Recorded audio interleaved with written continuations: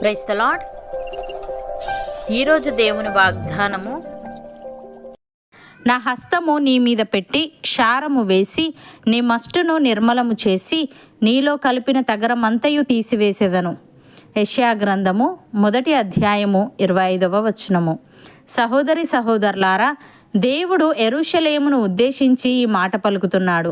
యెరూషలేము దాని నివాసులంతా దేవునికి వ్యతిరేకమైపోయినప్పటికీ దాని పట్ల ఆయనకు ఉన్నతమైన ఉద్దేశాలు ఉన్నాయని, దాన్ని శుద్ధి చేసి దానికి నీతి న్యాయాలను తిరిగి కలిగిస్తానని, దాని మీద ఆయన హస్తము పెట్టి క్షారము వేసి దాని మస్టును నిర్మూలము చేసి దానిలో కలిపిన తగరమంతయు తీసివేయుదునని ఇక్కడ తెలియజేస్తున్నాడు. ప్రియులారా, ఇది జరగాలంటే ఆ నగరానికి బాధలు, ఇబ్బందులు, పోరాటాలు తప్పనిసరి. ఇదే విధంగా దేవుడు తన పిల్లలందరి విషయంలోనూ వ్యవహరిస్తాడు.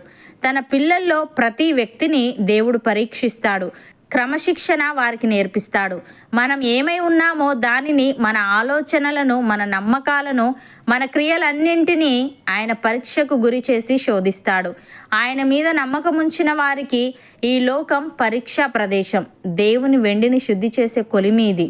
అంటే ఇక్కడ దేవుడు నమ్మకాన్ని, గుణాలను శుద్ధి చేస్తూ వికసింపజేస్తూ ఉన్నాడు.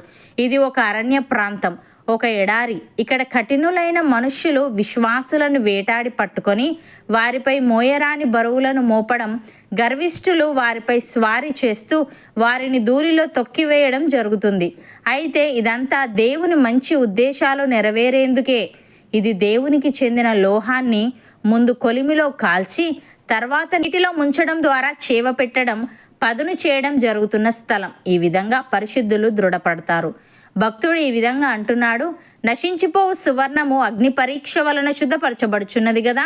దానికంటే అమూల్యమైన మీ విశ్వాసము ఈ శోధనల చేత పరీక్షకు నిలిచినదై యేసుక్రీస్తు ప్రత్యక్షమైనప్పుడు మీకు మెప్పును, మహిమయు, ఘనతయు కలుగుటకు కారణమగును.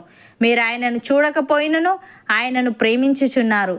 ఇప్పుడు ఆయనను కన్నులారా చూడకయే విశ్వసించుచు మీ విశ్వాసమునకు ఫలమును అనగా ఆత్మరక్షణను పొందుచు చెప్పనశక్యమును మహిమాయుక్తమునైన సంతోషము గలవారై ఆనందించుచున్నారు. మీకు కలుగు ఆ కృపను గూర్చి ప్రవచించిన ప్రవక్తలు ఈ రక్షణను గూర్చి పరిశీలించుచు తమ యందున్న క్రీస్తు ఆత్మ, క్రీస్తు విషయమైన శ్రమలను గూర్చియు వాటి తర్వాత కలగబో మహిమలను గూర్చియు ముందుగా సాక్ష్యం ఇచ్చినప్పుడు ఆ ఆత్మ ఏ కాలమును ఎట్టి కాలమును సూచించుచూ వచ్చెనో దానిని విచారించి పరిశోధించిరి. పరలోకము నుండి పంపబడిన పరిశుద్ధాత్మ వలన మీకు సువార్త ప్రకటించిన వారి ద్వారా మీకు ఇప్పుడు తెలుపబడిన ఈ సంగతుల విషయమై తమ కొరకు కాదు గాని మీ కొరకే తాము పరిచర్య చేసిరను సంగతి వారికి బయలుపరచబడెను. దేవదూతలు ఈ కార్యములను తొంగి చూడగోరుచున్నారు. కాబట్టి మీ మనస్సు అను నడుము కట్టుకొని నిబ్బరమైన బుద్ధి గలవారై యేసుక్రీస్తు ప్రత్యక్షమైనప్పుడు మీకు తేబడు కృప విషయమై సంపూర్ణ నిరీక్షణ కలిగి ఉండుడి అని. సహోదరి సహోదరులారా, మోసపోకుడి. శ్రేష్టమైన ప్రతి ఈవియు సంపూర్ణమైన ప్రతి వరమును పరసంబంధమైనదై జ్యోతిర్మయుడగు తండ్రి యొద్ద నుండి వచ్చును.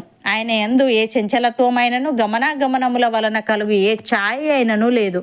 ఆయన తాను సృష్టించిన వాటిలో మనము ప్రథమ ఫలముగా ఉండునట్లు సత్యవాక్యము వలన మనలను తన సంకల్ప ప్రకారము కనెను. నా ప్రియ సహోదరులారా, మీరు ఈ సంగతి ఎరుగుదురు గనుక ప్రతి మనుష్యుడు వినుటకు వేగిరపడువాడును, మాటలాడుటకు నిదానించువాడును, కోపించుటకు నిదానించువాడునై ఉండవలెను. ఎందుకనగా నరుని కోపము దేవుని నీతిని నెరవేర్చదు. అందుచేత సమస్త కల్మషమును, విర్రవీగుచున్న దుష్టత్వమును మాని లోపల నాటబడి మీ ఆత్మలను రక్షించుటకు శక్తిగల వాక్యమును సాత్వికముతో అంగీకరించుడి.